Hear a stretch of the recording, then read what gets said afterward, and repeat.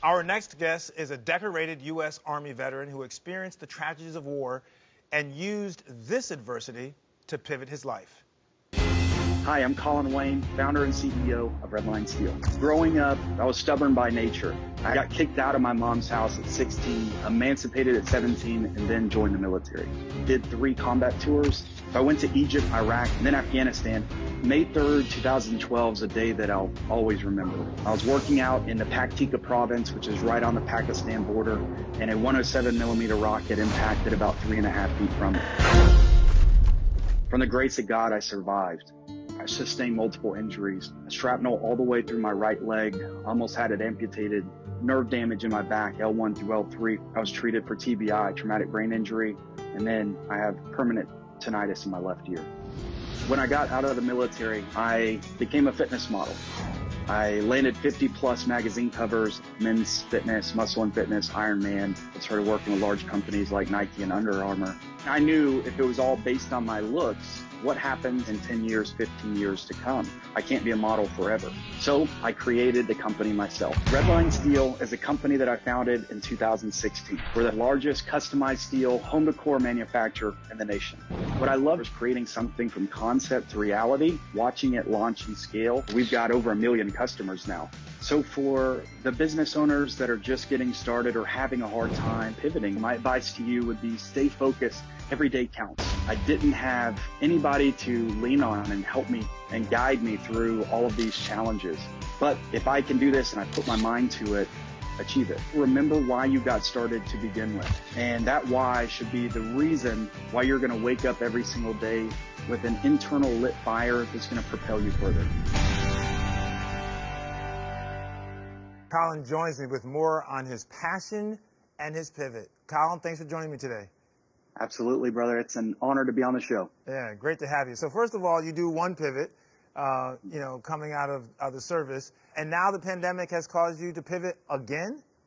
Yeah, so we employ over 100 people here at Redline, and I wanted to make sure that I could give them one thing, and that was a peace of mind. And so I ended up covering everybody's April house payment, and I reassured them if the government shut down that I would cover, I would continue to pay their bills. Because if you're hourly, what's going to happen?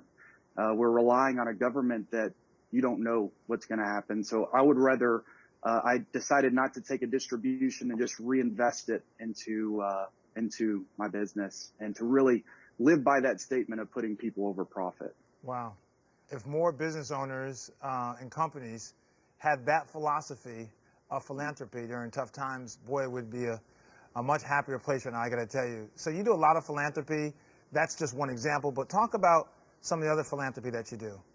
The first thing with COVID was I wanted to do something to show support for the medical staff. And so I ended up creating a give back collection, donated over $3.2 million in products for free across all medical staff in the nation.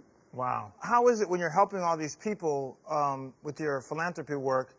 I always say that you get so much out of giving. The person who gives gets almost as much, if not more, than the person who receives. And it sounds colloquial and cliche, but it's true. I agree 100%. I think when you give without the expectation of a return, that you can't go wrong. And the universe is going to respond times 10 and just be a true blessing. And even if it doesn't, it feels right to me. And I'm so blessed that I don't have to listen to a board of advisors. I don't have to go and I can do just what's based on this feels right. I'm going to be a hands extended to anybody in need. There are people out there right now who are facing some hard times. Business owners, people who are in personal lives, they're facing hard times. What would you say to them about how they can get started on their pivot in life?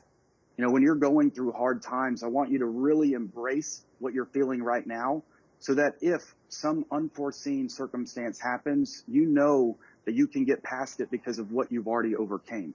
So that's one thing. The next thing is like understanding your why. Like, why did you get started to begin with? And that why, if it's strong enough, it should propel you 10 times further and to not give up just because it became hard. Thank you for your service. I'm so glad that things are doing well for you and you're helping others.